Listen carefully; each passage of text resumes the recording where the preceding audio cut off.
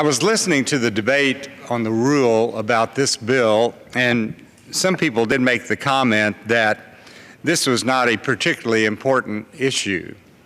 I might say to the 7,000 people employed in this industry, to the owners of the companies, this is very important because some of them may very well lose their business, may very well lose their jobs. So we have two goals with this legislation. One is simply to say this regulation coming out of EPA needs to be considered by the courts before these companies are required to invest significant sums of money. In fact, the industry itself has said that the average plant has 2 kilns, and a plant with 2 kilns would have to spend roughly $4 million to meet the requirements of this regulation. Now remember, in 2003, EPA came out with a regulation for this industry. And by 2006, the industry had to comply. And they did comply. And they reduced emissions of the regulated substance by 96%. And we see a pattern developing at EPA. They know full well that this president would veto any legislation that changes in any way anything coming out of EPA. So the only avenue left to the regulated parties is to file a lawsuit. So just as the brick industry filed a lawsuit in 2003 on that extreme regulation, they had to comply by 2006, and then the court in 2007, after they had already complied, ruled that the regulation was illegal. But the money had already been spent, and now the money's already been spent, 96% reduction has occurred, and now the EPA is coming back with a new regulation.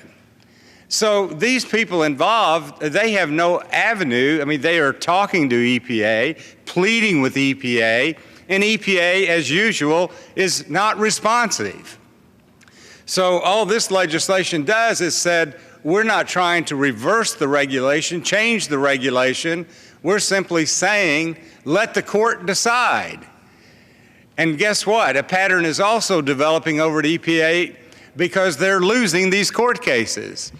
Now, on the Clean Energy Plan, which was one of the most extreme regulations ever to come from EPA, 3 days before Judge Scalia died, or the Supreme Court issued a stay on the Clean Energy Plan, saying that you cannot implement this plan until the judicial remedies have been exhausted. And then even under Utility Act, that also went to the Supreme Court, and the court said, well, you didn't consider certain costs, we're remanding this. But most of the industries have already spent the money, met the requirements, and some of them have closed as well. So the question becomes, are we going to let an EPA adopting extreme rules under this administration make all the decisions?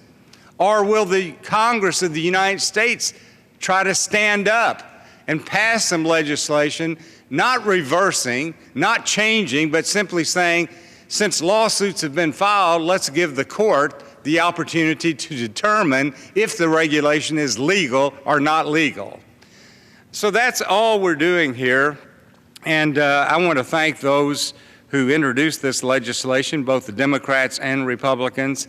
And I would urge our colleagues to pass this legislation to simply provide some common sense balance and let the courts make a decision before we require the companies to spend all this money and in many cases lay off employees and in some cases even close the business. So I would urge the passage of 4557, and I yield back the balance of my time.